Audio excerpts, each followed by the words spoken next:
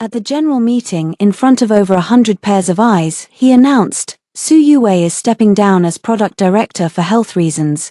Effective immediately, Bai Ruolin will take over the position. Just as I walked in, my prenatal test report fell to the floor in front of me. He read the line, looked up at me and said, "Let's get a divorce. Ruolin has 6 months left and I need to be with her." I didn't cry. I picked up the paper, folded it, put it in my pocket and walked out of the meeting room. That day was Wednesday. I took a half day off to go to the hospital and pick up my prenatal report. I was 6 weeks pregnant, and all the values were normal. I sat in the car and read the paper 3 times, my finger tracing the small number in the progesterone column. I couldn't quite put my feelings into words. There was nervousness but also a hint of bitterness. Over the past 6 months I had been juggling 4 projects in the product department, coming home at 2 or 3 in the morning almost. Every day I had 3 bouts of stomach trouble but didn't dare take time off. Yet at a time like this, fate had given me a child. I wanted to surprise him, so I didn't call. Instead, I drove straight back to the office. After parking, I got into the elevator and pressed the button for the 16th floor, my mind still racing over how to bring it up. The mirrored elevator wall reflected my face, thinner than it was half a year ago, with dark circles under my eyes. I straightened my jacket, folded the pregnancy test result and tucked it into the side pocket. The elevator doors opened. The receptionist froze for a second when she saw me, then quickly looked down, avoiding my gaze. I didn't think much of it and pushed the door open to the main conference room. The entire product department was there, along with middle managers from other teams. Over 100 people packed into the room. A line of blue text was displayed on the big screen. Ruekang Medical 2025 Product Strategy Realignment Meeting. He was standing in front of the screen, pausing at the end of a segment. He turned his head, saw me, and his brow furrowed slightly. Then, in a detached, businesslike tone, he said, "Su Yue, perfect timing. There's an announcement I need to make today." Before I could process it, the PPT on the screen flipped to the next page. It was originally an organizational chart, and under the product director column my name had been written, but now the 3 characters Su Yue had been deleted and replaced with Bai Ruolin. A small footnote below read, "Effective immediately." There was 2 seconds of silence in the conference room. Everyone turned to look at me. Xiao Ju from Randi Group 6 stared with his mouth open. Old Ma adjusted his glasses, and a few women from the marketing department nudged each other with their elbows. Bai Ruolin was sitting in the second row by the aisle, wearing a creamy white suit skirt, an electronic pen in her hand, and a perfectly measured look of surprise on her face, as if even she hadn't expected this. I stood at the doorway, my hand touching the folded edge of the pregnancy test result in my pocket, and heard my own heartbeat pulsing out through my ears. He said, "Due to health reasons, Su Yue is stepping down as product director effective today. Bai Ruolin will temporarily take over her duties. Ruolin has been with me for 3 years and is highly capable. Please cooperate well with her." Only after finishing did he turn his face toward me. The look he gave me was no different from the one he would give an employee who had just completed their resignation formalities. My throat tightened, but I still tried to ask as clearly as possible, "What health reasons? I have never submitted any leave request, nor have I done any handover." He came down 2 steps and lowered his voice, yet I could sense the unmistakable tone of finality. "You know perfectly well yourself, you haven't been in good shape lately. Project progress has been delayed and you've had several conflicts with our partners. Letting you rest is being responsible to everyone. Which project is lagging behind? Which partner has conflicts? Pull up the emails, dig out the meeting minutes, and let's go through them one by one." I said. He didn't respond. Bai Ruolin stood up at that moment and said in a soft voice, "Yue, don't be like this. President Song is only looking out for you. You've really been working too hard lately. We all know that." Looking at her expression, which screamed, "I totally understand you," my stomach suddenly turned. It wasn't morning sickness, it was pure disgust. I ignored her, took a step toward the conference table, and pulled the sheet from my pocket. Intending to place it in his hand, I said, "Song Ji, I came back with these results today and I wanted to tell you something." He took the sheet, opened it and glanced at it. The line of bold black text clearly said 6 weeks pregnant. He stared at it for 3 seconds, his frown deepening even more than before, then closed the sheet as if handling a troublesome document. He looked at me and said, "Let's get a divorce." The voice was not loud, but close enough for those nearby to hear. Bai Ruolin stood half a meter behind him, her eyes lighting up for a moment before she quickly lowered her head, playing the role of an innocent young secretary who had no idea what was going on.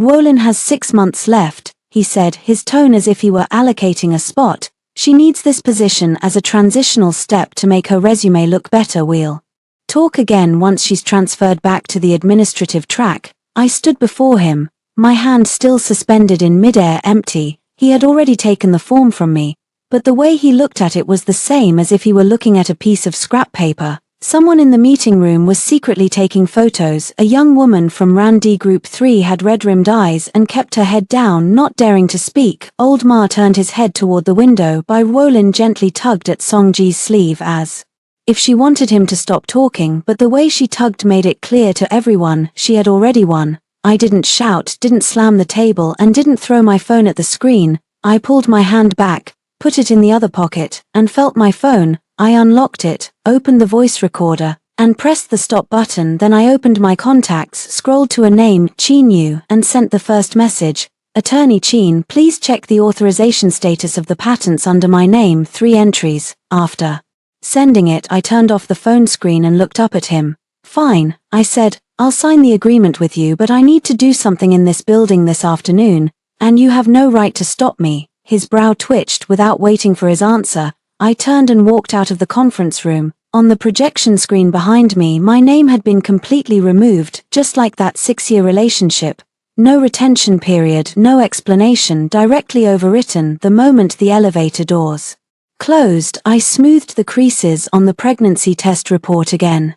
Facing the stainless steel panel smudged with fingerprints, I carefully took off everything that bore the Ruekong logo: access card, ID badge, data disk, project manual, and laid them neatly on the elevator handrail. When I reached the first floor and stepped out of the revolving door, my phone rang. Attorney Chin's message: "I've checked, all your related patents at Ruekong were filed before you joined the company, so ownership is 100% in your personal name. The company has never signed a formal licensing agreement. The sales contracts currently in use are technical guarantees you made under your personal name while you were in office. They're not licensing documents. You can cut off supply at any time." I stared at those lines for a long time, then I got into the car and started the engine. As I turned the steering wheel, I didn't head home, nor did I head to the rental apartment I'd been living in. Instead, I drove straight to the north gate of the First People's Hospital of the city, parked the car and pulled up the SMS with my appointment number: obstetrics and gynecology, 3rd floor, left at the elevator corridor. I had booked a surgery slot. Before getting into the elevator, I received a call from my best friend Jiang Ning. She sounded extremely anxious on the other end, saying she had just heard about what happened at my company. That bitch Wolin had posted a subtle new office on her Moments with a photo of what used to be my workstation. "Are you okay?" she asked. "I'm fine. Where are you now?" I glanced at the lit floor buttons in the elevator and said, "The hospital." She was silent for a few seconds, then said, "I'm coming over." I said, "No need, I can handle it alone." After hanging up, I walked into the obstetrics corridor. Several pregnant women were sitting on the bench, each accompanied by someone holding their bags and water cups. I sat alone on the plastic chair by the door, took out my ID card and medical insurance card and placed them on my lap. My number appeared on the queue display screen. I stood up, took the prenatal test report out of my pocket, glanced at the line that said fetal heartbeat detected, then folded the paper back up and tucked it into my phone case. The operating room door closed behind me. That same evening, Ruekong Medical Technology Group's internal system updated its organizational structure. In the product director column, the name Wolin was officially entered. Someone in the company group chat posted "Congratulations, Director Bai," followed by a string of replies. I lay on the bed in the surgical observation room, logged out of the company's WeChat work, deleted Songji's phone number, unfollowed all the public accounts related to Ruekong, and directly cancelled the personal phone number I had used for 6 years. After doing all this, I placed my phone face down on the bedside table and closed my eyes. The day after the surgery, I did not rest, not because I didn't want to, but because within Ruekong's RAND department system, all the shared permissions, technical backend access, and encrypted database visit logs I had set up were still under my name. I had to withdraw everything before they realized what was happening. At 7:30 in the morning, my car stopped on the B2 level of the underground garage. When I took the elevator up to the 16th floor, the receptionist at the front desk saw me and nearly dropped her thermos. I bypassed her and walked straight toward the product R&D center. The door to my office, no, now it's her office, was open.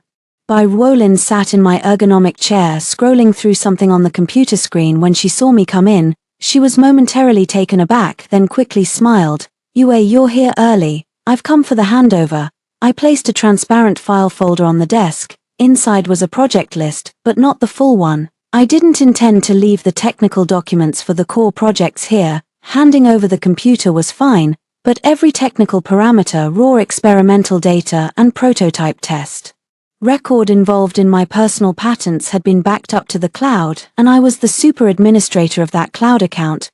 Bai Ruolin flipped through the list and said, Yue, General Manager Song says some projects need to be fully transferred to me, including all the R&D progress and data for the Smart Infusion Pump 3.0 that you've been working on. That one won't work, I said. She was taken aback for a moment. Why not? Because the underlying technology of that project uses my personal patent and there's no technical licensing agreement with the company. I looked at her, my tone very flat, as if stating something already decided long ago. If you want to take it over, first have legal affairs contact my lawyer to negotiate the license. You should understand that process, right? Bai Ruolin's smile faded a little. She leaned back in her chair and said in the tone of someone who is now a director, but you were the product director before, and this project was clearly developed at the company. What happened before stays in the past. What matters is now. I flipped past the page in the project list marked Smart Infusion Pump 3.0 and drew a slash next to it with my pen. I am withdrawing my authorization for this project. It will be sealed starting today. Until the formal authorization agreement is signed, no one is allowed to access any related data. Having said that, I opened my phone, logged into Ruekang's internal technical backend, and revoked all advanced permissions for the Smart Infusion Pump 3.0 folder right in front of her. A red notification popped up on the screen. You have removed access for 13 members, including Bai Ruolin. She stood up, her voice finally rising a notch. Su Yue, you have no right to do this. I do. I turned the screen to show her and then pulled it back. You're sitting at my workstation right now, but the patent isn't anything that belongs to this building, remember that. As I turned to leave, I ran right into Deputy General Manager Wang at 56. He was a founding member of Ruekang and a trusted ally of Songji's mother year-round. He wore a grey suit and a grey tie, much like his stance, always on the side of the company's interests, which meant the Song family's side. Xiaosu, he blocked my way, his tone that of a senior figure. I've heard about it. Don't act on impulse. You've stayed with Ruekang all these years. General Manager Song won't treat you unfairly. Adjust your attitude. Go admit your mistake to him. As for the patent issue, we'll handle it internally. Don't take it outside. I looked at him and said, admit what mistake? Oh, you kid. He sighed and lowered his voice. Don't let your personal feelings disrupt the company's operations. You need to think about the bigger picture. The big picture is that my technology has been supporting 2 product lines. Yet no one has ever signed a licensing agreement with me, and yesterday I was directly removed from the meeting. I said, Vice President Wang, let's set aside emotions. You can discuss the contract with me instead. His expression changed. Without saying another word to him, I walked around him and left the R&D center lobby. Behind me, over 20 R&D engineers in their cubicles were all watching this direction. No one spoke. The sound of typing had completely stopped. As I stepped into the elevator, my phone buzzed, a new text message from a number not saved in my contacts, but I recognized the digits. Tang Jianshan, R&D Director of Hengtai Medical Group, a well-known medical device expert in the industry. We met at an industry summit 3 years ago and had sporadic technical exchanges since then. He never hid his admiration for me. But back then I was fully devoted to Ruekang and always politely declined.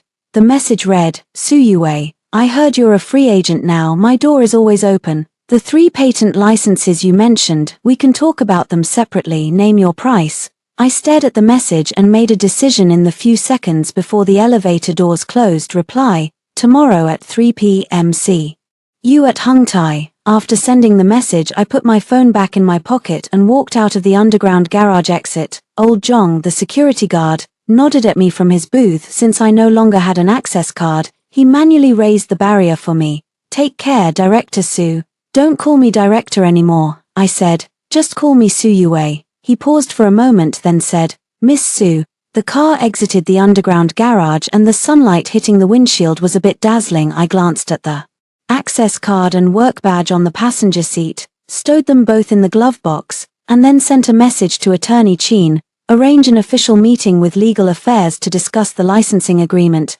and also help me draft a divorce agreement. Attorney Chin replied quickly, already drafted, waiting for your signature. I propped my phone on the holder and set the navigation to the First People's Hospital of the city. I had a follow-up appointment today as the car turned at the Wenhui Road intersection. The rooftop logo of Ruekang building flashed briefly in the rearview mirror.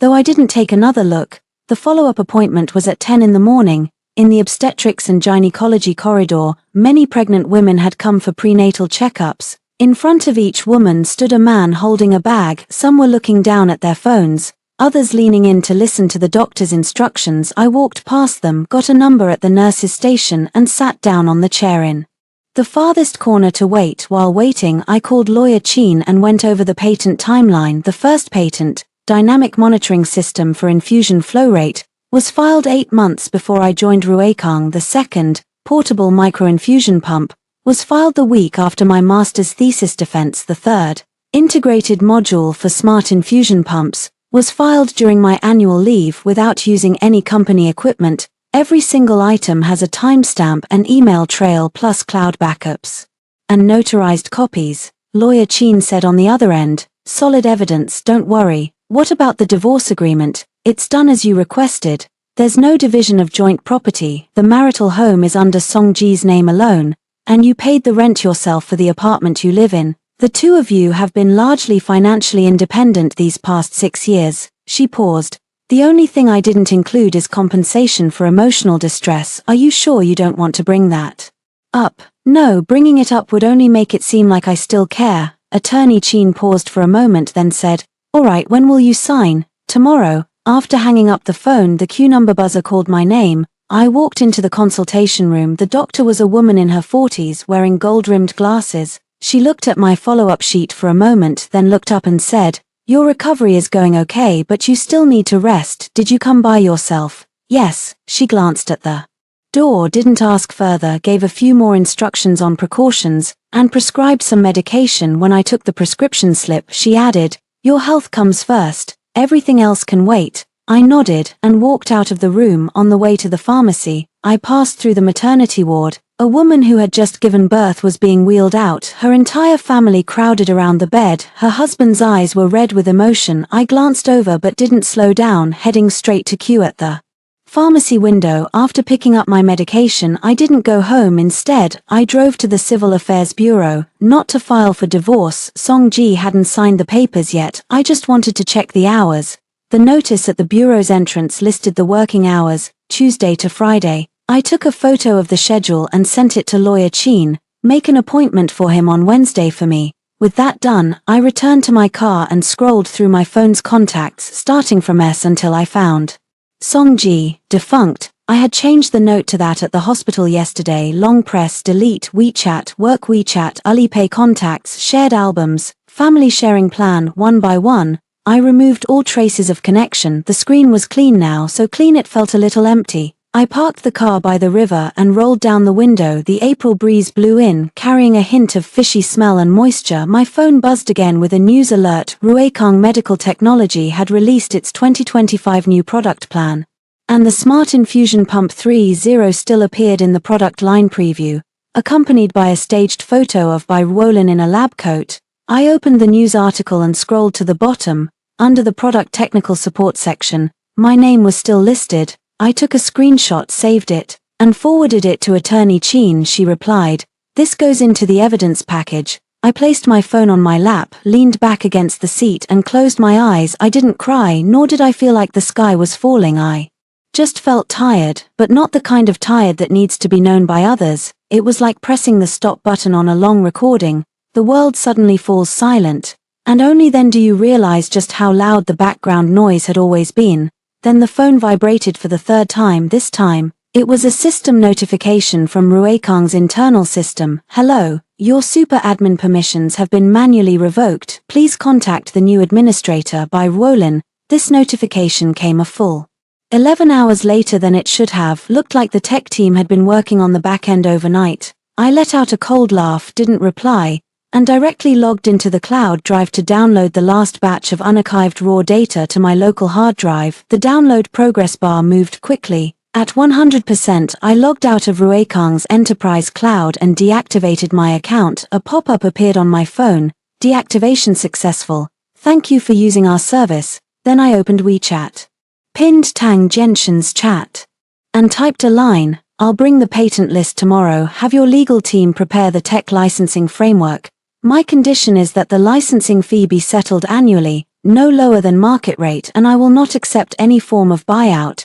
Tang Genshin replied instantly, deal. I put my phone aside and started the car. Tomorrow is Thursday and the day after is Friday. I have a lot to do. Attorney Chin's legal letter will arrive at Ruekang on Thursday, and by Wolin will receive the first formal notice of patent infringement risk. What I need to do next is not quarrel with her or negotiate with Songji, but let the entire industry know I, Su Yue, am repricing my technology. As the car turned out of the riverside parking strip, the city's skyline grew smaller in the rearview mirror. For 6 years, I had revolved around another building, thinking it was the center of the world. Now it seems that building was just an intersection, and I've just passed through on a green light at 10 a.m. on Thursday. Attorney Chin's legal letter arrived at Ruekang Tower, a piece of paper with 3 lines of bold text.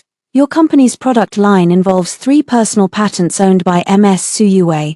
As of the date of this letter, no authorization agreement has been signed. Please cease all related production and sales activities within 3 working days, otherwise we will apply for a pre-litigation injunction in accordance with the law. When the front desk received the document, they took a photo and sent it to Bai Ruolin. Bai Ruolin forwarded it directly to Songji with the caption, "What does Sister Yue mean by this?" Songji did not reply to her message. He called me directly. This was the first time in 3 days he had taken the initiative to contact me. When the screen lit up with the name Songji, I was in a conference room on the 16th floor of Hungtai Medical's headquarters discussing licensing details with Tang Genshin and Hungtai's legal team. I glanced at the screen, muted my phone and placed it face down on the table. The phone disconnected by itself. Then it rang again. By the 3rd time I stood up, gestured to Tang Genshin, and walked over to the floor-to-ceiling window to answer it. What do you mean by this? Songji's voice was very low, but that kind of low wasn't calm, it was gritted teeth. You received the letter, didn't you? I said, looking out at the city view. It's all clearly written there, so I won't repeat it. Su Yue, the Smart Infusion Pump 3.0 is going into the final assembly line next week, and you're pulling this on me now. What exactly are you trying to do? What do I want? I turned around and leaned against the glass curtain wall. I want to stop you from using my stuff. Is that so hard to understand? There was a 2-second silence on the other end of the line. Then he changed his tone, not the commanding one from before, but that half-soft, half-hard voice he always used whenever he needed my cooperation. Come to the office, we'll talk face to face. I'll be waiting in my office. Fine. I hung up, walked back to the conference table and sat down. Tang Genshin glanced at me but didn't ask much, only said, "Do you need me to come with you?" "No need." I snapped my laptop shut. "It's about what you just said. Can Hung Tai send over the offer letter today?" 10 minutes. Good. 10 minutes later, Hung Tai's HR department sent out an email with an attached employment contract. Chief R&D Scientist. Annual salary of 3.2 million with technical licensing fees to be settled separately. I forwarded the email to my personal account, closed the laptop, stood up and shook hands with Tang Genshin. "Congratulations on joining Hungtai." He smiled. "Though I guess you've got a not-so-pleasant date to go to next." "Just meeting my ex-husband," I said. When the car stopped downstairs at Ruekang Tower, old Zhong, the security guard, saw my car and leaned out of the booth with a look that said he didn't know what to do. I nodded at him. He hesitated, then still raised the barrier for me. Up on the 16th floor, the atmosphere was completely different from 2 days ago. The vibe at the Product R&D Center was strange. When some people saw me come in, they froze for a moment, then quickly lowered their heads and pretended to stare at their screens. Little Ju from R&D Group 6 secretly gave me a thumbs up, then immediately pulled his hand back. As I passed the break room, I heard someone in a lowered voice say, "The legal department has exploded. The president's Office is at the end of the corridor. Before I reached the door, Vice President Wang came up to greet me, extending his hand from a distance. Xiao Su, you're here, don't get upset, let's all sit down and talk things over. He kept rubbing his fingers together, a thin layer of sweat on his forehead. Ignoring his hand, I pushed the door open and walked straight into the office. Song Ji sat behind the large desk, the legal letter spread out before him. Bai Wolin stood by the sofa, holding a tablet, her face wearing a carefully maintained expression of composure. Seeing me enter, she spoke first. Yue, don't you think this is a bit harsh? Giving the company only 3 days, aren't you trying to drive it into a dead end? I'm not talking to you. I pulled out the chair across from him and sat down, placing a document on the desk and sliding it over. Song Ji, here is the patent list and the application timeline. Every entry is notarized, look it over before you speak. He picked up the document, flipped through it, and his expression gradually darkened. After finishing, he put the document down and said, You've never mentioned patent ownership before. You've been the product director at my company for 6 years, and you've handled all these projects. Now you're telling me the patents are yours. Have you ever asked? I leaned back in my chair, folding my hands on my knees. Have you ever asked where these technologies came from? Do you know who spent 3 months in a graduate lab working on the first infusion pump prototype? Do you know that when I interviewed at Ruekang, my resume already made it clear that the patents existed before the job? He didn't answer. Bai Wolin interjected, but you've worked at the company for so many years, and the company has invested so many resources. Even if it's your personal patent, the company should still have contributed something. Did you even take a law class? I interrupted her, still looking at Song Ji. According to Article 6 of the patent law, the criterion for a service invention is an invention creation completed primarily by using the unit's material and technical conditions. All 3 of my patents were filed before my start date, and their development did not use any of Ruekang's equipment. Your company doesn't even have a proper dry lab. Do I need to remind you of that? Bai Wolin opened her mouth, but no words came out. I took a folded piece of paper from my bag, flattened it, and placed it on top of the patent list. It was a photocopy of the pregnancy test result from 3 days ago, still bearing Song Ji's fingerprints. I slid the copy in front of him and said, I recorded exactly what you said that day. Do you think that word getting out about a wife who just found out she's pregnant, having her position openly taken away by her husband during a company-wide meeting, would make Minkang Hospital renew their contract with Ruekang? Isn't their general manager's son most concerned about his partner's corporate ethics? Song Ji's hands rested on the table, his knuckles slowly tightening. Just then, the landline on his office desk rang. He glanced at the caller ID and his expression changed completely. The caller ID showed 3 words, Son, General Manager of Minkang. He picked up and pressed the speakerphone. General Manager Song. Son's voice came through the receiver, carrying a detached, businesslike tone. Our legal team just finished reviewing the contract and found that your company's technical support clauses include a personal patent belonging to Ms. Su Yue, but you haven't attached the original patent authorization letter. I need to meet with the patent holder in person. The contract is hereby put on hold. Song Ji's shoulders dropped by less than a centimeter. Others wouldn't notice, but I did. Bai Wolin grew anxious and leaned in, saying, President Sun, I'm Bai Wolin, the product director. Weekend, Miss Bai. President Sun's tone remained unchanged. I've reviewed the technical specifications you sent me last time. Several key figures don't match the previous version, so I insist on coordinating directly with Engineer Su. This isn't aimed at anyone, it's about being responsible to the hospital.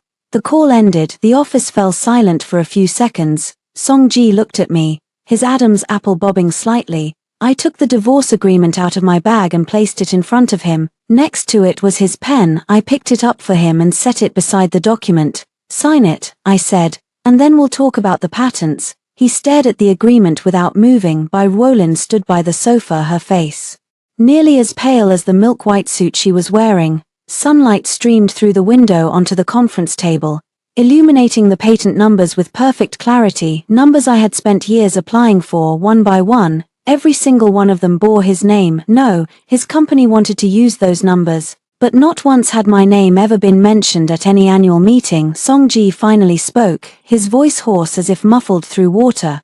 Yue, we can sign here. I pushed the pen another inch closer to his hand. Sun Xian, the general manager of Minkang Hospital, was a 52-year-old from Zhejiang province who had been in procurement for 2 decades.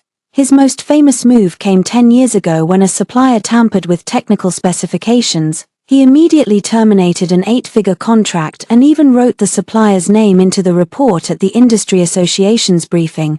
His nickname in the industry was Sun No Swap. If the tech didn't meet the standards, no one could take their place. So when he personally requested a face-to-face meeting with me, Bai Ruolin should have realized she was in over her head. But Bai Ruolin wasn't the type to admit defeat easily. She wanted to roll the dice. On Friday afternoon, Secretary Sun called the Ruekang product department and asked Su Gong to come over for a chat. Bai Ruolin took the call and directly said, "Su Yue no longer works at Ruekang. I'm Bai Ruolin, product director, and I've coordinated with you before. I can come on behalf of the company." The person on the other end hesitated briefly, then finally said to bring the technical documents. Bai Ruolin thought this was her opportunity. She brought a thick stack of materials, all the technical files stored on our R&D center computers, including some prototype test data that I hadn't had time to withdraw, and then took 2 people from the marketing department with her to the procurement department of Minkang Hospital. Sun Zian was waiting for her in the conference room.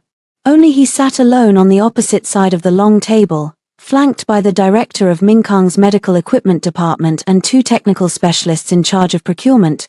Bai Ruolin walked in with a sweet smile and said, "Mr. Sun, on behalf of Ruekang, I'm here to present the technical solution for the infusion pump 30. Su Yue's previous responsibilities have been fully taken over by me." Sun Zian gave a grunt and opened the first page of the document. When he turned to the third page, he pointed at a parameter and asked, "For this error compensation algorithm for infusion flow rate, why is the time window set to 30 seconds?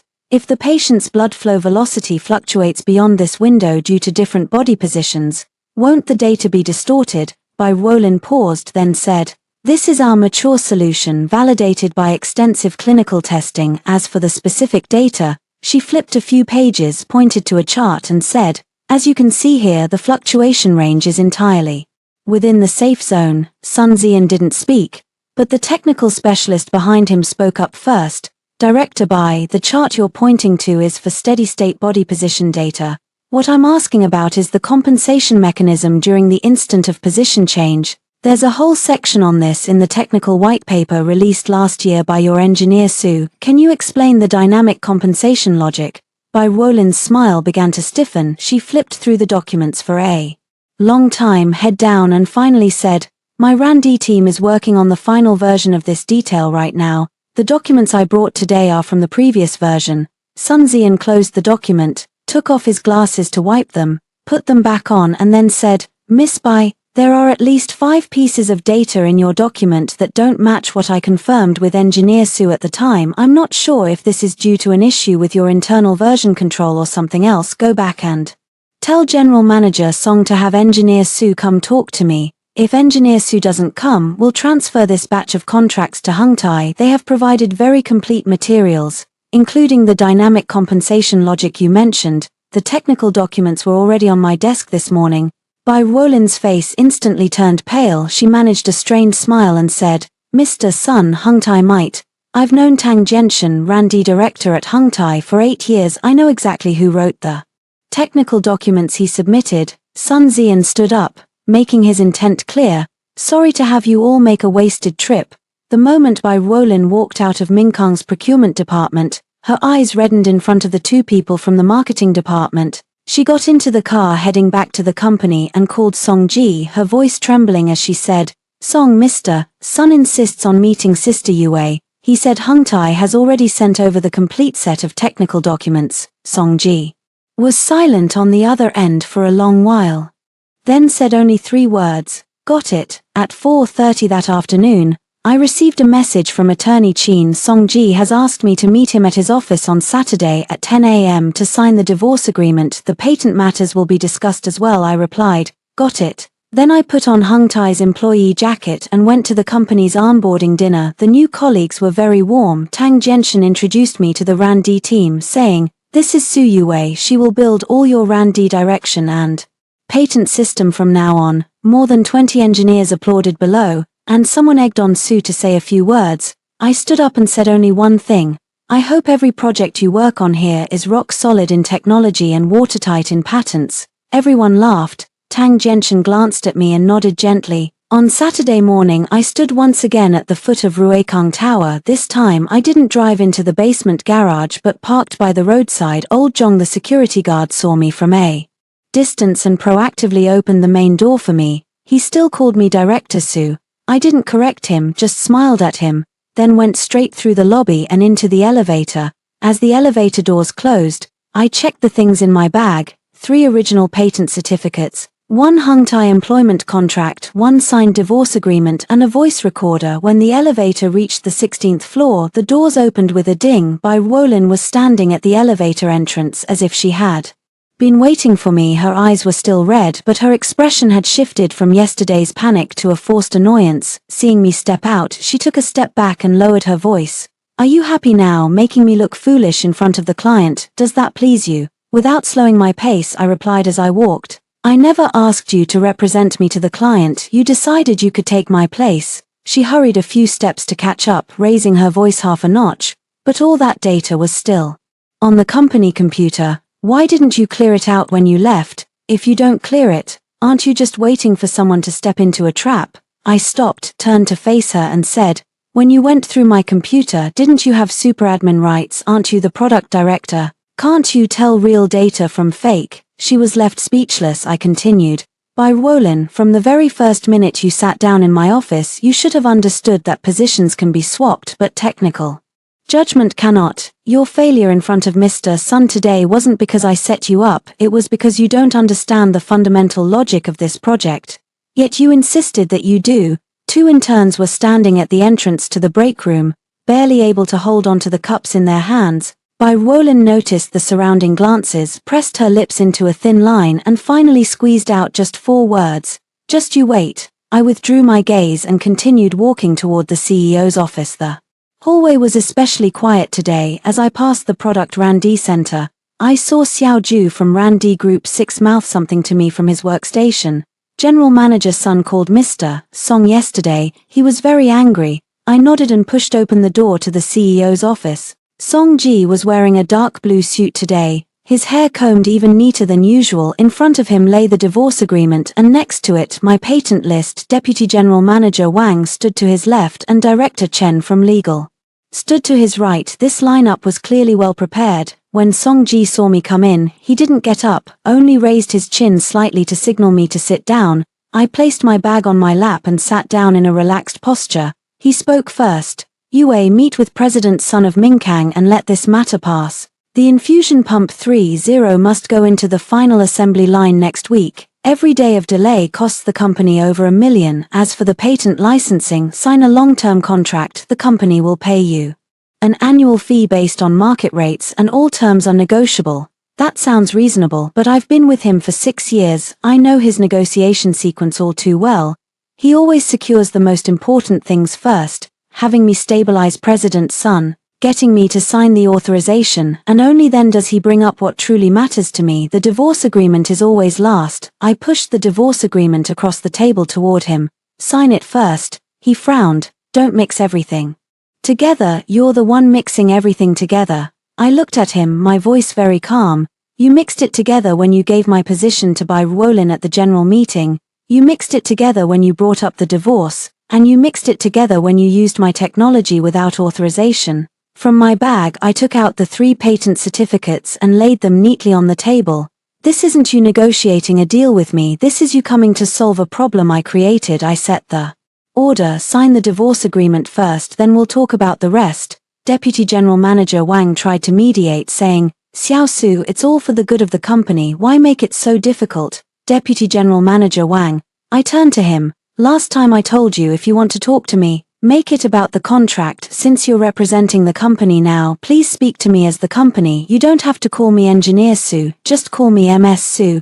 Deputy General Manager Wang's face turned ashen. He glanced at Song Ji and said nothing more. Song Ji picked up the divorce agreement and flipped to the last page. I hadn't written a single word on it, only my signature, Su Yue, neatly placed in my designated space. He looked up at me, twirling a pen in his hand, a gesture I knew all too well. It was something he always did when weighing pros and cons. After about 10 seconds of spinning the pen, he wrote his own name in the other signature line, Songji. Then he pushed the agreement back across the table and said, "I've signed it, now let's settle Minkang's issue." I put the agreement into my bag, zipped it up and stood. He looked at me from behind his desk, waiting for me to bring up the patent licensing. Looking straight at him and the two people waiting behind him, I said word by word, "What you just signed is a divorce agreement, not a patent licensing agreement. As for the patent, I'm not discussing it today." He shot to his feet, bracing his hands on the desk. I turned and walked toward the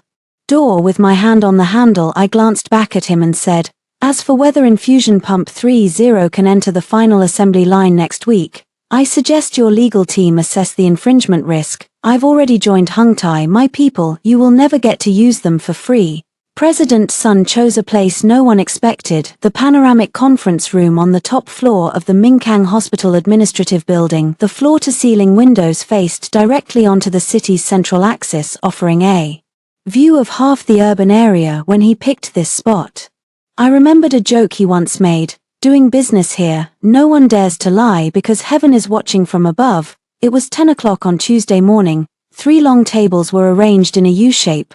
On the left sat Ruekang's team, Songji, Deputy General Manager Wang, the head of legal, and by Ruolin. On the right sat Hungtai's team, Tang Jienshan, Hungtai's investment director, and me. Sun Xian sat at the base of the U with 2 letters of intent spread before him. One was for Ruekang Medical Technology, the other for Hungtai Medical Group, separated only by a water cup. "I've invited both sides today to make things clear," Sun Xian said without preamble. "Minkang intends to purchase 300 smart infusion pumps, for a total of 46 million. I originally planned to award this order to Ruekang. You've worked with Chief Engineer Su for so many years, so I'm confident in your technology, but there's a problem now." He picked up the copy of the legal letter on the table and waved it toward Songji. "The patent holder of Ruekang's core technology is Ms. Su Yue as an individual, and she has not granted any authorization to Ruekang. My principle is simple, whoever owns the technology, I sign with them. It's not about whom I pay, but if the equipment I buy fails, people will point fingers at me." The conference room was so quiet that the sound of the air conditioning vents could be heard. By Ruolin sat on Songji's right, twisting her lanyard under the table. She wasn't wearing makeup today, perhaps because she'd embarrassed herself in front of President Sun last time and was deliberately keeping a low profile. But her demeanor had nothing to do with low profile. The way she stared at me was still the same look she gave me at the elevator entrance when she said, "Just you wait." Sun Xian looked at Songji. "President Song, you go first and state your position." Songji cleared his throat and shifted forward in his seat. He was wearing his most expensive suit today, his cufflinks reflecting the sunlight. "President Sun, there have indeed been some misunderstandings within Ruekang, but these are not insurmountable issues. Su Yue is my wife." He glanced at me as he said those 4 words. My expression didn't change, so he continued, "Between her and me, it's just a minor breakdown in communication. Today, in front of you, if we just sign the authorization, everything will return to normal. The production schedule for infusion pump 30 won't be delayed, and we have a full team for after-sales technical support." He spoke very well. Every word sounded like a matter of course. If the company-wide meeting 3 days ago hadn't happened, I probably would have done what I always did, nodded and played along to help him put on the act. Sun Xian did not respond after hearing that. Instead, he turned his head directly to me and asked, "Engineer Su, what do you think?" I didn't rush to answer. I picked up the folder in front of me, opened it to the first page and spread it flat on the table. It was an authorization agreement I had asked Attorney Qin to draft overnight, but it wasn't signed with Ruekang. It was signed with me personally. The terms were clearly stated. Patent holder Su Yue grants direct authorization to Minkang Hospital in her personal capacity, without any third-party company as an intermediary. The licensing fee is settled per unit at 1,200 yuan per unit. For technical support during the warranty period, I will take the lead personally, with Hungtai Medical serving as the technical collaborator, providing laboratory and team support. The brilliance of these terms lies in the fact that, legally speaking, if Ruekang wants to supply Minkang, every infusion pump it produces must use my patent, and my patent has not been licensed to Ruekang at all. So if Sun Xian signs this direct authorization with me today, Ruekang will be completely out of the game. It won't even have the qualification to enter into a contractual relationship with the client after Songji finished. Reading the document, the change in his expression was clearly visible even from 2 meters away. He leaned closer to me and said in a low voice, "Yue, don't burn all your bridges." I placed the pen next to the agreement, looked at Sun Zian and said, "Mr. Sun, in my 6 years as product director at Ruekang, I have never received any form of royalty payment for these 3 patents. The day I walked into the company with my pregnancy test results, he announced in a staff meeting in front of 200 people that I was stepping down due to health reasons. 2 minutes later, he told me we were getting a divorce. I pulled the photocopy of the pregnancy test results from my folder and laid it in the middle of the desk, not pushing it toward anyone, just letting it sit there. I might be able to overlook what happened on a personal level, but as for my patents, I won't let Ruekang use them for free for even one more day." Sun Zian glanced at the photocopy, and when he looked back up, his eyes were slightly red. He isn't the type to wear his heart on his sleeve, but he has a wife and daughter, and he has seen too many businessmen who treat people's hearts like standard components. He looked at me and asked, "Su, are you planning to sign with Hunkai or as an individual?" "As an individual," I said.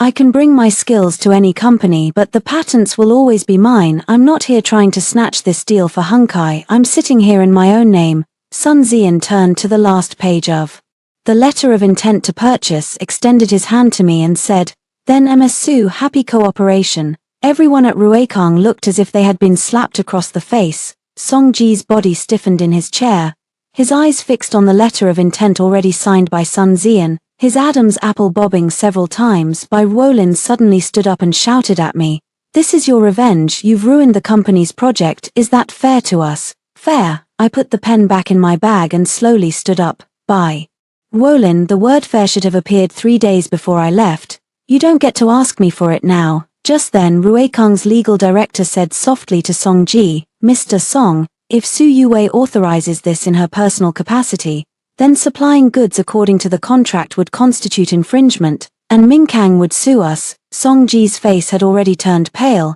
He finally stood up and stepped in front of me in one stride. Only I could detect the faint tremor in his voice. "Yue, name your terms." I looked at him and thought back to 6 years ago when he first put the wedding ring on my finger. Back then he said, "Don't worry, no matter how big the company gets, you'll have the final say over the technology." 6 years later he stood before me, begging me to give him a verbal license for my patent so he could manufacture my product and sell it to a client who only recognized me. "Do you have the authority to sign?" I interrupted him. "You've already signed the divorce papers. That was the last time you signed anything related to me. From now on, every time you use one of my patents you sign once and the fee is settled per use, no credit." I slapped a temporary authorization onto the table, not a free pass, but a single-use license contract. The scope was limited to already signed orders, valid for 30 days at 3 times the market rate, and any secondary sub-licensing would be considered a breach of contract. Also, the precondition for signing this authorization is that you pay the deposit first. Once the full amount is received, I'll sign. He took the temporary authorization, his face as pale as the edge of a sheet of A4 paper. Bai Wolin looked at him, and finally stepped back, collapsing into a chair. The office light hit the water cup on the U-shaped desk. The surface of the water was perfectly still. On the 3rd day after the single-use authorization was signed, Ruekang finally shipped the first batch of goods to Mingkang using the temporary license, but this did not put Songji's mind at ease because the single-use license covered only 300 units and at least 3 of Ruekang's other 4 product lines used my patented technology.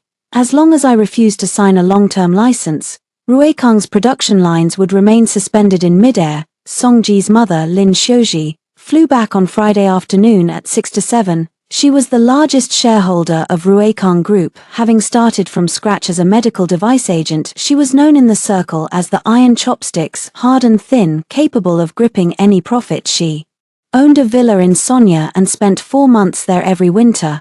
But this time she returned early because Songji had called her and mentioned 3 things.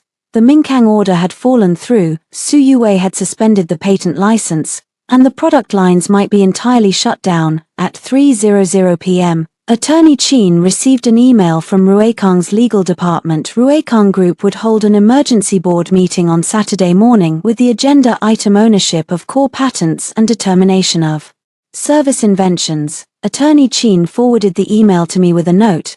This meeting isn't about company business, it's aimed at you. At 9:00 a.m. Saturday, I walked into the 24th floor boardroom of Rueikang Tower with Attorney Chin. Around the long rectangular table sat about a dozen people. Lin Shoji was at the head, wearing a dark purple velvet jacket, her hair dyed jet black. Her eyes didn't look like those of a person in her 60s at all. Song Ji sat to her left, and to her right were Deputy General Manager Wang and Bai Ruolin. Bai Ruolin wore a grey suit today, her hair pulled back tightly against her scalp, clutching an exaggeratedly thick stack of documents. She had finally dropped the act. The way she looked at me was like she was staring at a problem that had to be eliminated. Everyone's here, Lin Shoji said, rapping her knuckles on the table. We're holding this meeting today because our company is facing a major risk. She paused, turning her gaze directly on me, a situation where a key technology is being controlled in a personal capacity by an internal person, threatening normal company operations. Su Yue, you served as product director at Rueikang for 6 years.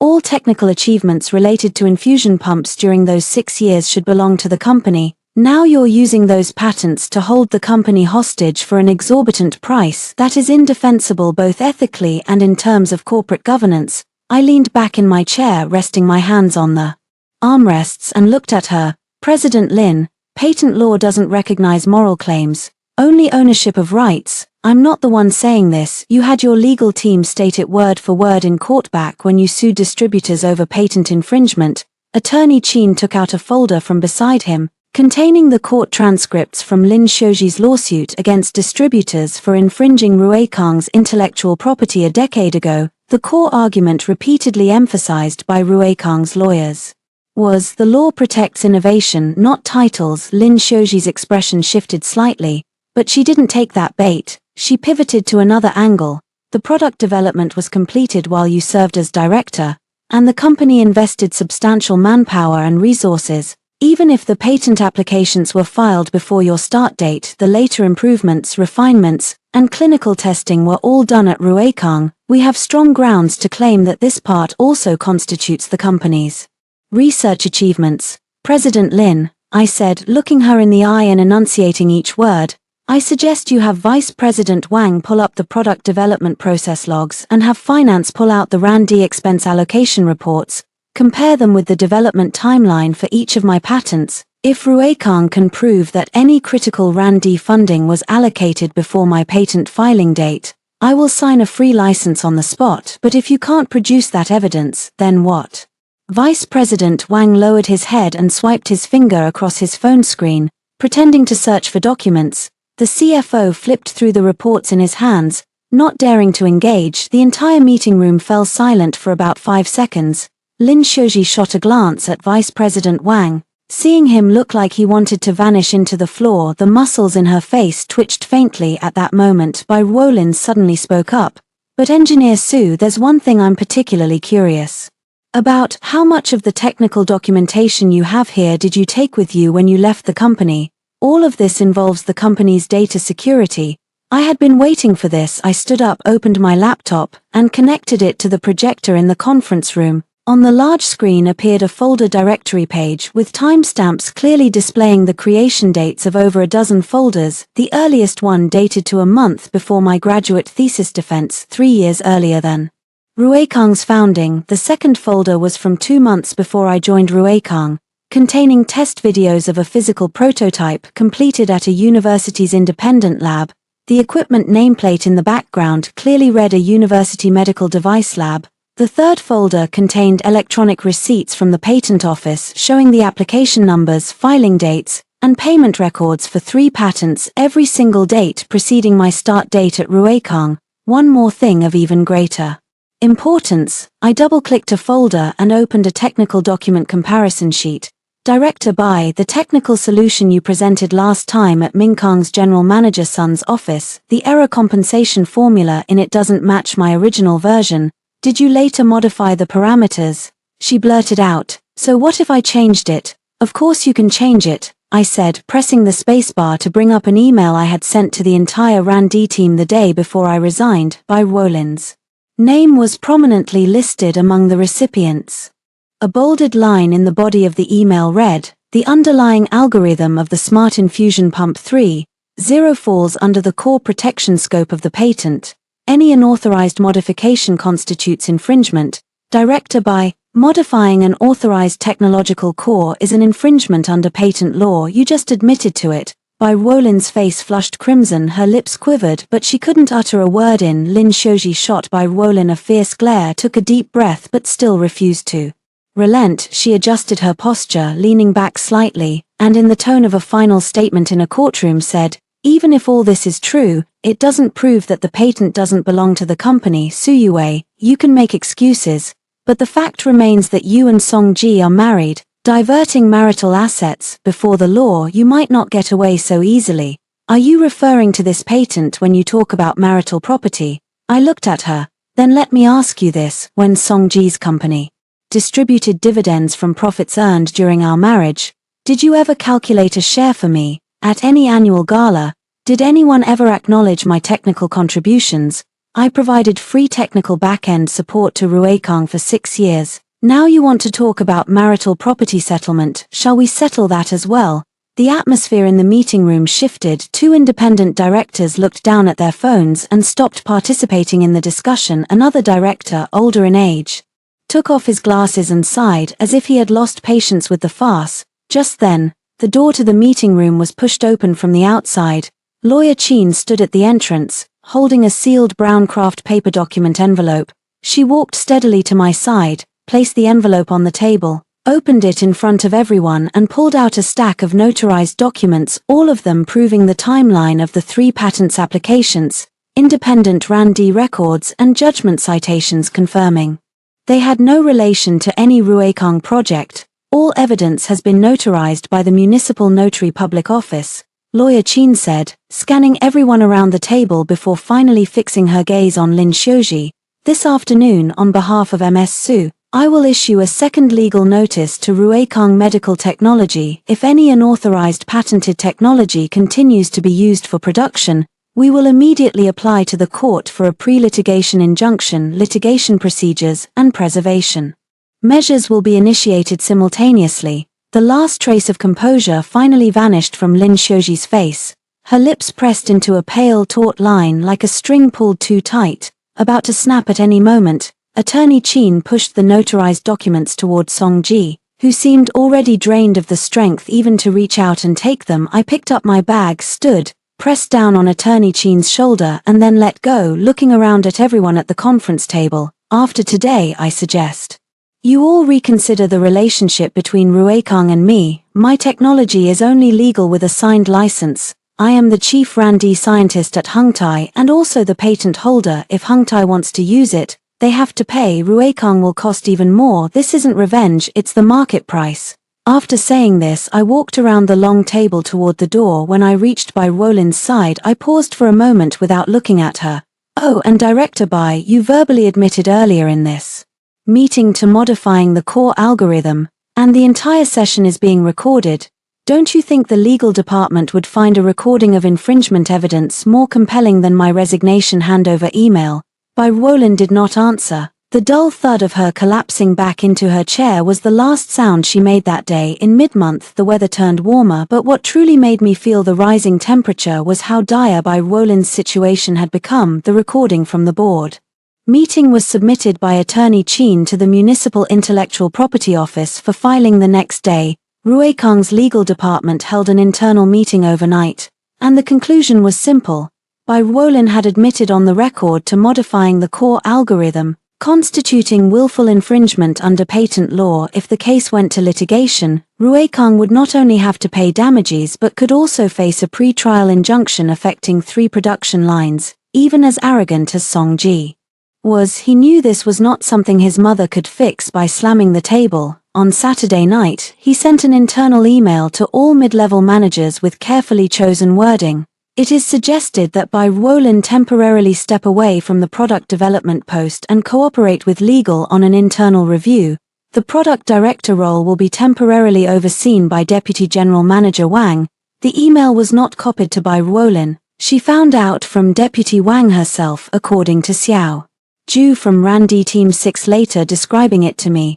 Bai Ruolin threw things around right there in the office. She grabbed a folder from her desk and slammed it against the glass partition, making the entire pane rattle loudly. The intern in the break room was so frightened that she hid in the restroom. But Bai Ruolin is not the kind of person who sits around waiting for defeat. She took just one day to wipe away her tears and pull herself together. She went to see Songji and had a private conversation. Behind closed doors for 2 hours. No one knows exactly what they discussed, but early the next morning, I received a mass email. The sender was Bai Ruolin, and the recipients were Minkang Hospital's purchasing department, Ruekang Legal, and 3 distributors I had no idea we had started cooperating with. The subject line read only, urgent clarification on the incorrect technical solutions received by some clients. The first sentence of the body called me out by name, some technical data left by former product director Su Yue during the handover contained calibration issues, which led to deviations when director Bai presented to clients. We deeply apologize and have launched an internal investigation. She changed her approach. Instead of fighting over credit, she switched to shifting blame. It's not that she doesn't understand the technology, it's that the data I left her was flawed. I sat in the office of Heng Taixin, finished reading the email and smiled. Tang Genshin happened to walk over with a cup of coffee, glanced at my screen and said, "This woman really just won't give up. Whether she gives up or not doesn't matter," I said, closing the email and opening another interface. "What matters is that when she sent that email, she must have forgotten that everything in the company leaves a log." I logged into the technical backend of Ruekang. No, to be precise, the data management backend I had backed up in the corporate cloud before leaving. It was a development collaboration platform, where all our core technical files, test records, and algorithm modification logs were stored with timestamps and login IPs. I opened the folder for the Smart Infusion Pump 3.0 and pulled up the operation log from Bai Ruolin's first day on the job. I saw the entry clearly, April 8, 1547, login IP 192.168.1.103, internal network of the 16th floor product R&D center. Action, modified file error compensation algorithm version 3.0, with the modification note reading remove some redundant parameters. By the time she made that modification, I had already left the company for 2 days. I took a screenshot of that log entry, and then another of the version comparison showing the file before and after modification. On the left was the original version I had archived, and on the right was her new version with the compensation parameters deleted. The differences were highlighted in red, clear at a glance. Then I looked up another more damning clue. At 10:12 a.m. on April 9, the morning she went to meet Sun Xian with the altered data she exported the faulty technical proposal as a PDF using her own account and sent it via the company email to Minkang's purchasing department. The body of the email read, "This is the latest version, fully verified and correct." I took screenshots of the original email, the PDF export record, and the email timestamp, packaged them all and sent them to lawyer Chin, adding a line. She used her own account on the company computer after I had left to modify the files. Then she blamed me, saying the data I left behind was problematic. "Is this enough?" Lawyer Chin replied with just 2 words. "Enough." But I didn't strike back immediately because I knew that since Bai Ruolin dared to send that blame-shifting email, someone must have been backing her, and that person's next move definitely hadn't played out yet, so I waited. On the 4th day of waiting, the next move came at 3 o'clock that afternoon. My phone was suddenly bombarded with messages. First, attorney Chin called. Ruekang Legal just sent an official letter to Hung Tai demanding that you pay liquidated damages for breach of contract. Then came a screenshot of an email from Hung Tai's legal department. Ruekang accused me of abusing data access privileges on the eve of my resignation, claiming that on the evening of April 6, I used a super admin account to download over 40 gigabytes of core data from the corporate cloud drive, seriously violating a confidentiality agreement, and demanded 3 million yuan in damages. I stared at that letter for a long time. And then I did one thing. I opened the browsing history from that night at 9:13 p.m. on April 6. I did download a batch of data from Ruekang's corporate cloud, but it was my personal RAND records, raw patent data, And all the project documents I had independently completed over 6 years that had never been included in my performance reviews. And here's the key point: at that time my super admin privileges had not yet been revoked, within the validity period of my permissions using my legitimate identity and a compliant port to download lawful personal data posed no legal issue whatsoever. What's truly interesting is that the data loss time listed in the accusation letter was April 6, but Rowland modified the files on April 8. If the data I left behind had truly been problematic, she would have seen the issue directly, rather than adjusting the parameters first and then presenting the newly altered files to the client. This was a counterattack to clear my name, but it wasn't enough. I had to completely cut off her retreat. I had Attorney Chin send a formal reply to Ruekang Legal. All files downloaded by MS Suyue are personal R&D results and patent supporting materials, and do not constitute Ruekang's trade secrets. For the convenience of review, we have provided your company with full details of the download logs and welcome a line-by-line verification. Furthermore, your former employee Rowland twice modified core algorithm parameters on her own on April 8 and April 11 and once admitted it in front of the board of directors. There is a meeting recording as evidence. The original operation logs and before and after comparisons are hereby submitted. Please provide a written explanation within 5 working days, otherwise, we will report the false technical report to the Drug Regulatory Authority and Ruekang shall bear all consequences. The implication is your product might be completely shut down. Within 2 hours after lawyer Chin hit send, the legal director of Ruekang called her back. The tone was no longer the usual matter-of-fact official attitude. Instead, there was an awkward, almost conciliatory note. Lawyer Chin, could we possibly discuss this matter behind closed doors first? Lawyer Chin didn't hang up on him. But she didn't agree either. She only said, our MS Su's position is very clear. Whoever initiated the attack must be the one to end it. That evening, Song-ji finally sent a second internal email to Rowland, but this time without using the word recommendation. The email read in black and white: effective immediately. Rowland is transferred out of the product department, will no longer be involved in any technical lines, will cooperate with the company's internal review and awaits further action.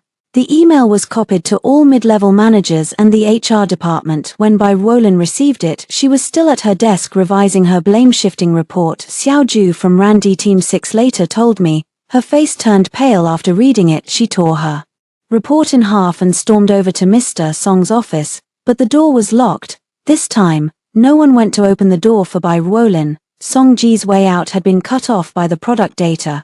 Her way out had been cut off by the very blame-shifting email she herself had sent, and I sat in Hung Tai's office, watching the newly blooming cherry blossoms outside the window and sent Tang Jianchen a message. The first battle is over, let me show you something funny. Tang Jianchen replied, what joke, I said. Someone who wanted to take credit shifted the blame to save herself and ended up shifting herself right out of the game. After sending the message, I placed my phone back on the desk and began preparing the next phase of technical documents. The patent issue was not yet resolved, nor was the licensing matter. Ruekang had only temporarily backed off from Rowland. As long as the patent infringement issue remained unresolved, the troubles ahead were unavoidable. What I was waiting for was the day they would truly come to me for a solution. The day news spread that Rowland had been transferred out of the product department, Ruekang's stock price dropped by 2 percentage points. Not because she was that important. Who did she think she was? The capital market didn't even know her. The drop was because Minkang Hospital had posted an update on its official procurement announcement board. The Smart Infusion Pump project has entered into a direct licensing agreement with patent holder Suyue. Subsequent procurement will not involve third-party licensing disputes. This was effectively a public statement. Ruekang, you're out. As soon as Minkang's announcement came out, the procurement departments of several hospitals in the industry that had been in cooperation talks with Ruekang were all on the phone. Their question was the same: does your company, Ruekang, actually hold a patent license from Suyue? Song-ji had been on the phone for 3 days, and his expression grew worse by the day. He had the legal department redraft a long-term licensing agreement with terms set very high, an annual licensing fee of 2 million plus a share of sales, 40% above the market rate. He had the agreement forwarded to me via Vice President Wang, who passed it to Attorney Chin, who then gave it to me. I reviewed it. The terms were indeed more sincere than in any previous negotiation, but the final clause stated that Party A, SirDid, could not sub-license the patent to any competing company, including but not limited to Hungtai Medical. I pushed the agreement back. Attorney Chin asked, "Would you like to make a counteroffer?" I said, "No need. If he doesn't remove this clause, I won't sign." Vice President Wang was frantic on the phone, sweating, and assured me he would relay the message, but Song-ji did not remove that clause. In his view, this clause was the most important part of the entire agreement, because if I couldn't grant Ruekang exclusive rights to the patent, then Hungtai would forever remain a threat hanging over him. He wasn't negotiating a partnership with me, he was using a high licensing fee to buy up the freedom of my technology.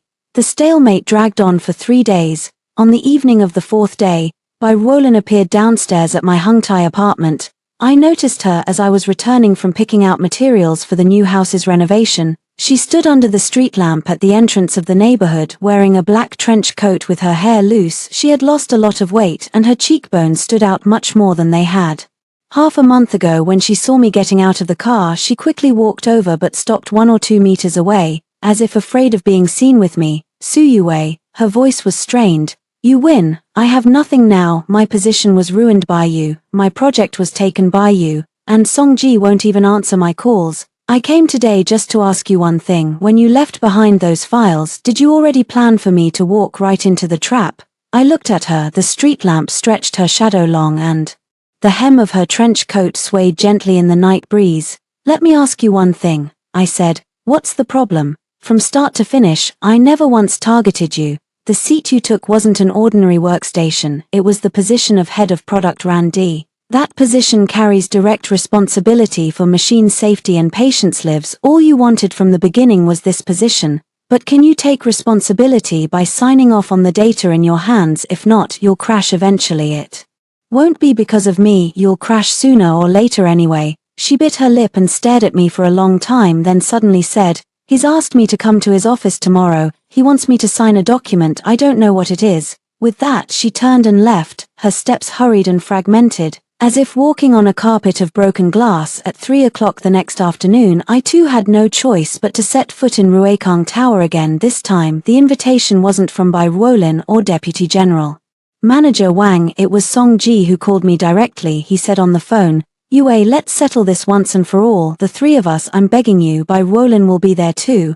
I agreed not to see him, but to see things through. At 3 o'clock sharp, I pushed open the door to the CEO's office. Song-ji sat behind his large desk, wearing a suit jacket but no tie, the top button of his shirt undone, with a light stubble on his chin. Bai Ruolin sat on the sofa, holding a brown paper document folder. When she saw me come in, her fingers fidgeted uncomfortably along the edge of the folder. Song-ji asked me to sit. I took the seat across from him, the same position as in the last negotiation. He spoke first, with a rare weariness in his voice. "Yue, today with Ruolin here, I'll make things clear. Back when I let you go, it was a misjudgment on my part. I thought the company could run without anyone, but in reality," he paused, "without your technical skills, Ruekang can't function at all. Ruolin sometimes went too far in the past. I'll deal with her." He pushed over a document, the new long-term licensing agreement. I noticed that the clause "shall not sub-license to competing companies" had been removed, but in its place was another. The patent license term shall be no less than 5 years, during which Party A shall not cooperate with any domestic enterprise other than Ruekang. By the time I finished reading that clause, Bai Ruolin suddenly stood up. She opened a craft paper envelope, pulled out a document and slammed it down in front of Song-ji. Printed at the top of the first page were 6 bold characters: internal investigation conclusions. Below were 3 core findings listed in detail: product data falsification, altering core technical parameters under the pretext of using SirDid's legacy data, false promises to clients, misrepresenting the scope of authorization when making commercial commitments to customers, concealment of key evidence, maliciously deleting and altering data comparison records. When submitting explanations to the board, the document already bore the signatures of Deputy General Manager Wang and the legal director. Only Song-ji's signature and the company seal were needed for it to take effect. She demanded that Song-ji sign the investigation confirmation document immediately and stamp it on the spot.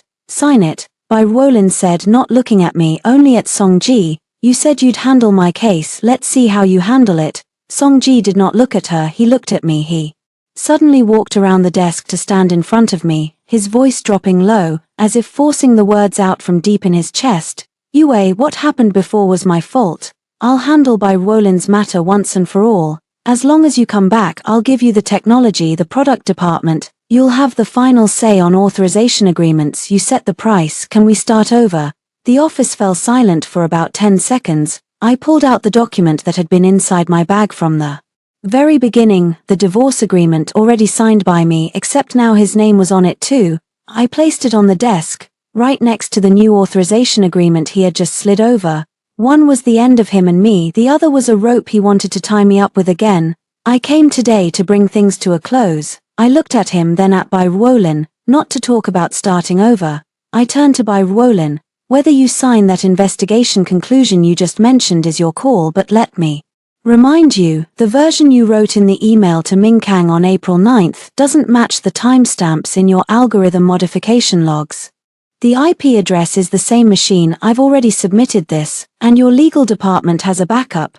Blaming me won't work. Bai Wolin's face turned pale, the document bag in her hand slid onto the floor from the sofa, scattering a few pages on the carpet. I withdrew my gaze, picked up the divorce agreement, flipped the signed page to the top and tapped my finger beside his name. Songji, I didn't come here today to talk business with you. There is only one last step left between us. I'll ask you one question, and you answer truthfully. He looked at me. I asked, if I didn't have the patent and posed no threat to Ruekang at all, would you still be sitting in this room begging me? He didn't answer. His mouth opened slightly but no sound came out. That 3 seconds of silence had already written the answer all over his face. I stood up, folded the divorce agreement, put it into my bag and zipped it shut. Bai Wolin suddenly rushed in front of Songji and slapped the investigation conclusion documents against his chest. You're begging her for someone who's never coming back. You actually stoop so low in front of her. What about your promises to me? You said I'd be transferred to the administrative track after half a year in the product department. You said this position would make me secure, and now, your people at Ruekan can't even stand by their own words. How dare you guarantee my position with anything? Songji took a step back. He instinctively raised his hand and pushed her away, not very hard. But the motion was clear. Bai Wolin froze for a second after being pushed, and then she understood everything. She stepped back to the doorway, pointed at Songji and said to me, Suyue, take a good look. You did 6 years of technical work for this man, 6 years. These hands that pushed me today, did they ever push you back then? I said nothing. I just opened the door and walked out of the office. The hallway was very quiet. In the final week of April on a Thursday, the weather was fine. Hungtai Medical's press conference was held at the newly opened Hyatt by the river. The second-floor banquet hall featured an entire glass wall facing the river mouth, with sunlight spreading across the water, filling the hall with flowing golden light. The venue was impressively arranged. Hungtai's branding department had been building anticipation among industry media a week in advance. The title on the invitation was restrained, just 7 characters, a new frontier in technology setting sail anew, but word had already spread faster than the invitations. The news that Ruekang's former product director had joined Hungtai with 3 core patents was buzzing through the industry. By 9:30 a.m., the banquet hall was full. 3 rows of media seats were lined with cameras and long lenses. The front rows held industry guests and investor representatives, while behind them sat procurement heads from several major hospitals. Ming Kang's general manager Sun was also there, seated in the second row by the aisle. He nodded at me as I entered. Ruekang's people came too. Songji sat in the last row in the corner, next to Deputy General Manager Wang, whose face was as stiff as iron. Bai Wolin had no seat. She stood behind the side door of the banquet hall, phone raised, camera aimed at the stage. She had no authority to attend the conference, but she couldn't bear to miss it, perhaps to covertly record something, or perhaps just to see me standing on the opposing side stage. I was wearing a navy blue suit with an ivory silk blouse, my hair pinned up, makeup light. Tang Jienshan sat to my left, with Hungtai's CEO Zhu Mingyuan beside him. The keynote visual on the large screen was a line of white text on a blue background. Trusted infusion safety, a complete closed loop from patent to product. The hall's lights slowly dimmed. Leaving only a warm white spotlight on the stage, Ju Mingyuan spoke first, briefly outlining Hung Tai's strategy and commitment in the field of smart medical devices. Then Tang Jinshan introduced the RAND team structure. He did not mention Ruekang once, instead focusing solely on the statement that continuously bringing in top industry talent is Hung Tai's consistent strategy.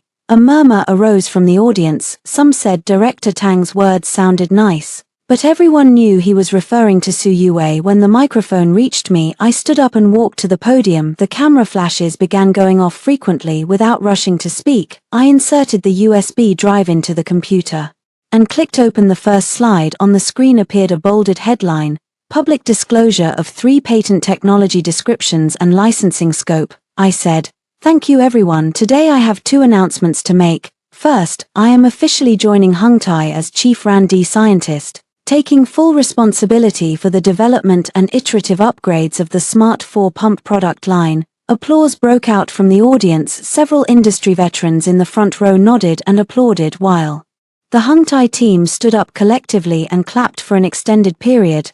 I paused and turned to the second slide. On the screen appeared a scanned copy of an authorization agreement. Patent holder Su Yue and Hung Tai Medical Group had formally signed a contract. 3 core patents were permanently licensed to Hung Tai Medical Group, covering all current production models and all iterative products over the next 3 years. The second matter, I looked up at the audience. As of today, the 3 infusion pump-related patents under my name are permanently licensed to Hung Tai Medical Group. The banquet hall fell silent for less than a second. Then the sound of camera shutters exploded all at once. A reporter in the front row raised a hand and asked, "Engineer Su, does this mean that Ruekang Medical will lose the right to use these 3 patents?" I looked at her, my tone very calm.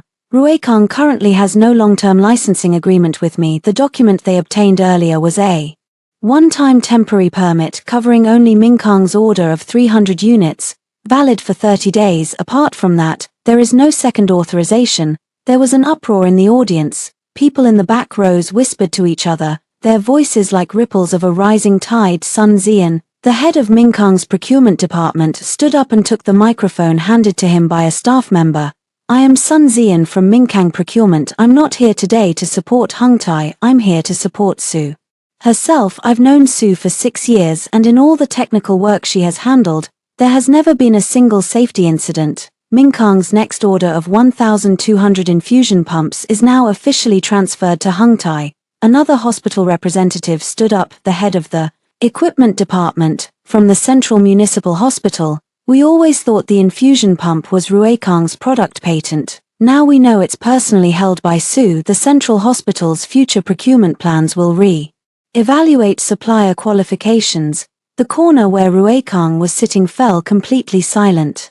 Song Ji sat there, gripping his knees with both hands, his knuckles white, his head was slightly lowered, and he didn't make eye contact with anyone. Deputy General Manager Wang fidgeted beside him, constantly wiping the sweat off his forehead with a tissue.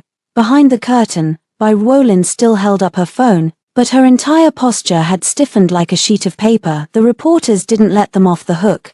The first female reporter to rush up to Song Ji thrust her microphone toward him. "Mr. Song, after losing the core patent license, how will Ruekang's existing product lines respond, and how will the competitive landscape with Hung Tai change?" Song Ji stood up and smoothed the hem of his suit jacket. His voice was as rough as sandpaper. "Ruekang will handle its own problems, thank you." With that, he lowered his head and walked toward the side door. Deputy General Manager Wang chased after him, and Bai Ruolin, who had been standing behind the curtain, instinctively put away her phone and followed. But just as they reached the side exit, 2 security guards stopped Bai Ruolin.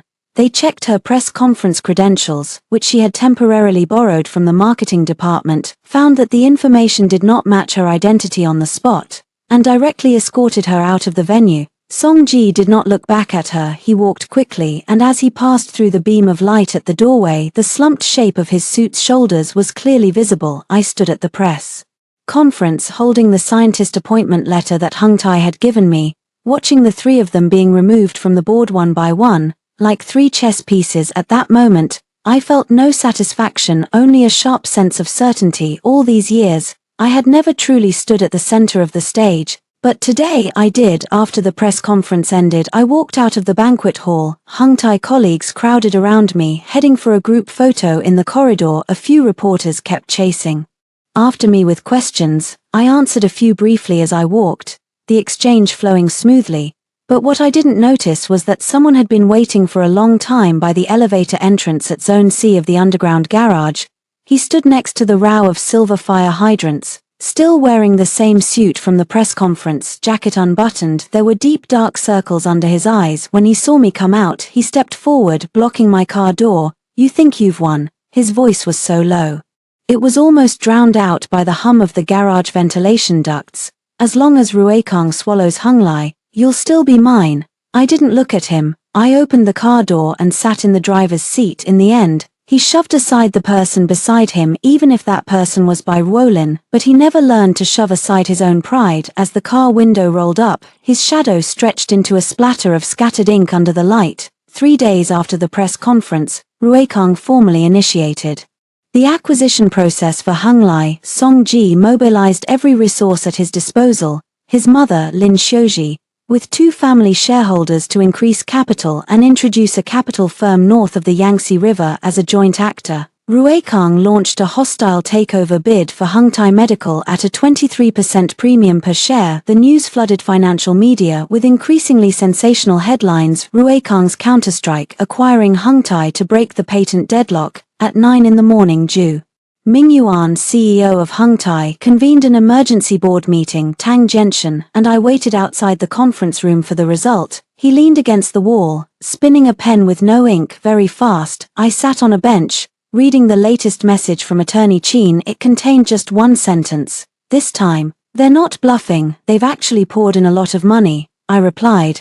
"Then let them pour it in." 2 hours later, the board meeting ended. Ju Mingyuan walked out looking all right, but the crease between his brows had deepened into a pronounced frown. He handed Tang Jinshan a copy of the resolution. Hung Thai's board decided not to accept the hostile takeover, but required dual countermeasures, both legal and technical, to secure arbitration support. That was Ju Mingyuan's message to Tang Jinshan and me. Hung Thai will not sell, but we need to win this battle in the arbitration tribunal. In that battle, technical evidence is the ammunition. That was precisely the ammunition I had been waiting for.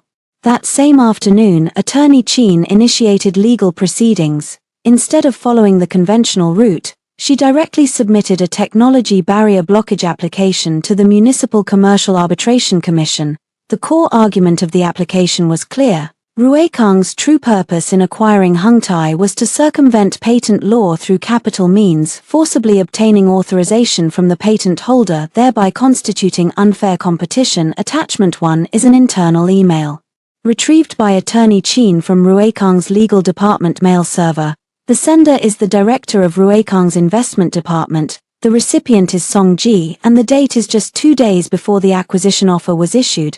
The body of the email is blunt. After acquiring Hung Thai, the perpetual licensing agreement between Su Yue and Hung Thai will transfer with the entity, and the patent usage rights will return to our control. This is the most economical way to resolve the patent issue. Attachment 2 is the operation log showing Bai Wolin modifying the core algorithm on April 8, the email screenshot of the false technical solution sent to Mingkang on April 9, and the full audio recording of her admitting to the modification during the board meeting. These prove that Ruekang's data falsification occurred after my resignation, has nothing to do with me, and was known to Ruekang's senior management. Attachment 3 consists of 6 years of RAND records I kept item by item since joining the company. Every page of the lab log includes a date and an independent witness signature, and the earliest timestamp is a full 8 months before I ever set foot in Ruekang. Taken together, these records form an unimpeachable chain of evidence. My patent is independent, Ruekang's infringement was willful, and the sole purpose of acquiring Hung Thai was to bypass the law and use capital to exert pressure. The arbitration hearing is scheduled for Wednesday at the East District Commercial Arbitration Center. The weather was beautiful that day, sunlight bleaching the cement of the parking lot downstairs. The air conditioning in the arbitration tribunal was running high, and everyone instinctively pulled their jackets tighter upon entering. 5 people showed up from Ruekang. Song Ji sat next to his counsel. impeccably dressed in a suit, but the dark circles under his eyes couldn't be concealed even by foundation. Lin Xiaoji did not attend, but she made her stance clear outside. The board is willing to add another 20 million to the litigation budget. When Song Ji saw me before entering, his gaze paused for a moment, then turned away. It wasn't anger or grievance, but a kind of discomposure he didn't want me to see. The hearing began. Ruekang's counsel spoke first, their core arguments circling back to just 2 points. First, that the patent should be considered a work-for-hire invention. Second, that the acquisition was a normal market transaction without malicious intent. As he spoke, his voice remained steady, but the substance was thin, like a beautifully wrapped piece of candy that kept getting smaller. When it was Attorney Chin's turn to speak, she stood up, split the evidence package into 4 sets of indices, and handed them to the 3 arbitrators and the clerk. She explained page by page, with no emotional appeals, only a complete and coherent legal logic. When she came to the argument about willful circumvention, she played the audio clip. "So what if I modified it?" By Wolin's voice rang out in the arbitration tribunal, sharp and clear. Ruekang's attorney requested an immediate pause in the presentation, but the chief arbitrator overruled the motion. Song Ji, upon hearing his former secretary's voice, closed his eyes for a second. During the mid-hearing break, Ruekang sent Deputy General Manager Wang to intercept me in the hallway. He said the Arbitration Commission might not issue a ruling until mid-next month, and asked if I would sign a permanent license to Ruekang before the ruling came out, saying this would count as our side making a voluntary concession, beneficial to both you and the company. I looked at him and said, "Deputy Wang, you don't need to persuade me. Under your acquisition terms, all Hungtai employees get reassigned, and my patents go to Ruekang. Do you think I don't know that?" Deputy Wang's face reddened again, and he turned and walked away. After 3 hours of investigation and debate, the arbitration tribunal announced its ruling in court. The acquisition offer proposed by Ruekang Medical Technology Group demonstrated a clear intent to circumvent patent law and normal licensing procedures, constituting unfair competition.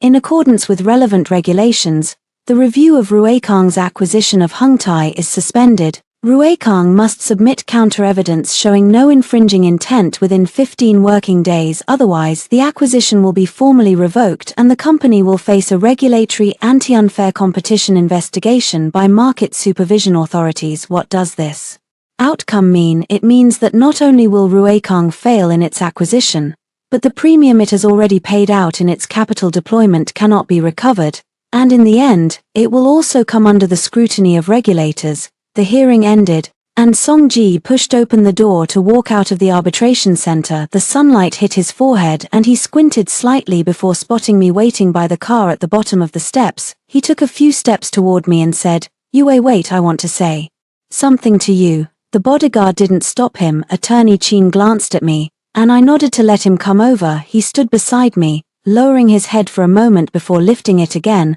"I'll give you whatever you want, come back." I looked at this 31-year-old man standing under the sun, a thin layer of sweat beading on his forehead. His posture was no longer the confident, triumphant stance he had when he signed his first big deal all those years ago, but I knew there was still one core qualifier he hadn't said out loud. After "come back," what would always follow was "and keep helping me." "Song Ji," I said as I pulled open the car door, "every time you say come back, there's an unspoken condition attached. 6 years ago, it was come back and help me with the tech. 3 days ago, it was come back and sign the authorization. Today, it's come back and save the company. I'm not coming back." I closed the car door and looked out through the window. His shadow stood on the steps, split in two by the sunlight, one half bright against the marble pillar of the arbitration center, the other half fragmented into a blur on the ground. In the rearview mirror, that shadow grew smaller and smaller. In June, Hungtai Medical acquired a new plot of land in the southern part of the city,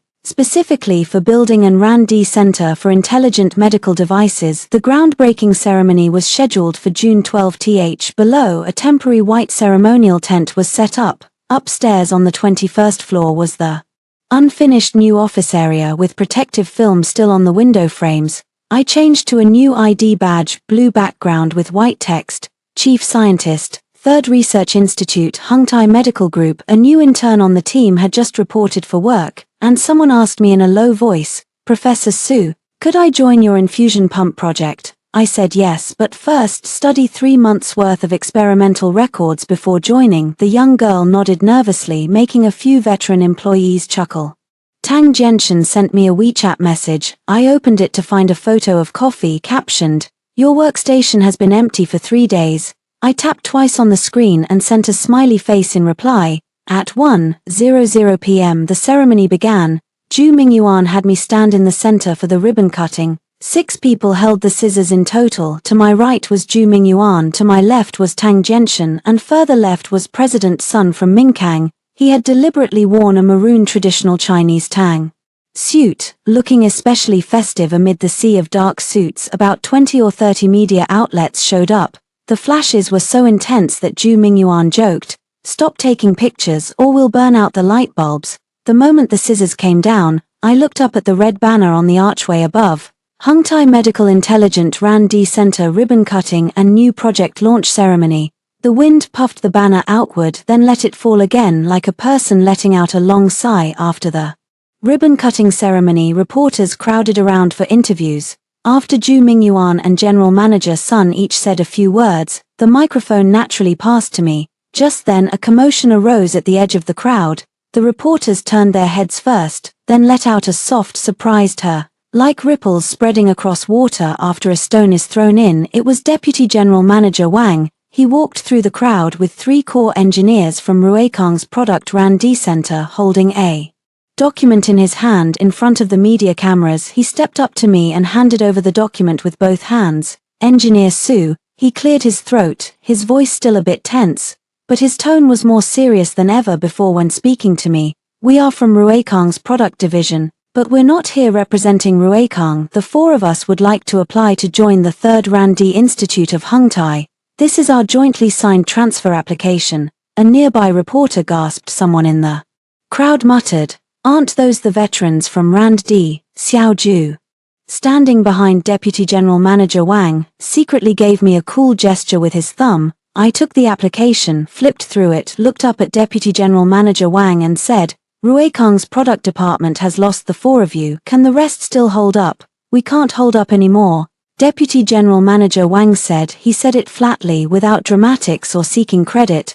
"But Hungtai can hold up, Su. We've followed you for 6 years. We respect your skills and we respect your character. You built this department after you left. We sat at the same workstations, but every day we were writing someone else's proposals. We don't want to write them anymore." He took the pen from his chest pocket and placed it on the first page of the application. In the silence of the entire room, I signed it. Deputy General Manager Wang put away the now effective document, turned to the equally silent press corps and said, "If Ruekang doesn't change itself, no one can save it. The step I take today is to stay true to my original conscience as a researcher and developer."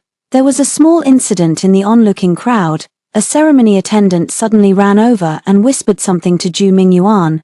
Zhu Mingyuan turned to look at me and lowered his voice. A woman at the entrance tried to cause trouble, but security stopped her. I turned to look outside the ceremony tent. Bai Wolin was being held back by 2 security guards at the edge of a flower bed several dozen meters away when I walked out after the ceremony ended. She was still standing there. She wasn't wearing any makeup, had on a wrinkled beige shirt, and her hair was tied up in a messy ponytail with an elastic band. She looked even thinner than the last time I saw her at Ruekang's office. She rushed at me as soon as she saw me, but the security guards blocked her way. "Su Yue," she gritted her teeth, her eyes bloodshot. "You ruined me." I stopped and looked at her. Her phone screen was cracked, there was a bandage on the web of her thumb and her fingers were clutching that old long-dead phone, the knuckles turning white. "He dumped you, didn't he?" I asked. Bai Wolin's lips trembled. She stared into my eyes, then suddenly, as if something had pierced her, her voice shifted from sharp to hoarse. "He's put all the blame on me, saying I hid the fact that I altered the data, saying I cheated the company. Now he tells everyone that I'm the one who ruined Ruekang. So, you came today hoping I would speak up for you." She didn't answer. Instead she shoved her broken phone into my hands like someone presenting a piece of evidence no one cared about. I said, "You come to me for fairness, so tell me this. Back when you posted on Moments from my desk and said to me at the elevator, 'Just you wait,' did you think about fairness then?" "I was just trying to survive." She nearly shouted, Yes, but the way you chose was to step on others to climb up. Back when you sat down in my office, you were going after my job. Now you expect me to plead your case. Bye. Wolin didn't yell again. The hand gripping her phone slowly lowered, and her voice dropped so low it was as if she were talking to herself. He said, Wolin has 6 months left. Back then I really thought I was his only choice. I watched her without speaking. The security guards took her away. I turned and walked back to the ceremony tent. Lawyer Chin pushed through the crowd and held up her phone screen to me. The Municipal Arbitration Commission had formally ruled to completely reject Ruekang's acquisition of Hungtai. At the same time, the Municipal Intellectual Property Office and the Drug Administration issued joint notices, launching a patent infringement investigation and a product quality and safety review of Ruekang's 3 core product lines. Twin investigations, Lawyer Chin said. For Ruekang to survive, it's going to cost them a pound of flesh. I took her phone, glanced at the document number and handed it back at 5 in the afternoon. I was the only one left in the temporary office area of Hungtai's 3rd Randi Institute. I was tidying up the new employee files on my desk when the corridor lights came on section by section. The cleaning lady pushed her cart past the doorway and said, Professor Su, still here? I said, leaving now. The phone lit up at that moment, a text from an unknown number. I opened it. There were only 2 lines. Su Yue. I didn't know about the child before the meeting that day. I didn't have time to see what was written on that form. It was Song Ji. I looked at the message but didn't reply. I set the phone down on the table, pulled open the drawer, and found a folded piece of paper, a photocopy of that pregnancy test report. It was a bit worn now, and on the back of the fold, several faint fingerprints had been left behind from when it was crumpled into a ball at the all-staff meeting. I refolded it and fed it into the shredder. The shredder started, its serrated teeth biting into the paper's edge. 3 seconds later, that thin sheet of paper had lost its last trace of form. The security guard Old Jong told me something later. He said that on the evening of the ceremony, a man stood outside the new Hungtai building for a long time. He was wearing a grey suit, holding a piece of paper that fluttered noisily in the evening breeze, never daring to come up. The guard went over to ask if he needed to find someone. The man shook his head and turned away. Old Jong said he noticed the man's eyes were a little red, but he wasn't sure if it was just the streetlight playing tricks. I did not verify the matter. On June 18, the Hungtai Smart Infusion Pump 4.0 project was officially launched. I led the new team through the first technical review meeting, filled 23 pages of my notebook, went home in the evening, cooked a bowl of noodles, and continued revising the drawings after eating. Life shows no sign of stopping, and I have no intention of letting it stop either. For some, I have already finished writing their stories. For others, their journey is still long, but for me, mine has just begun.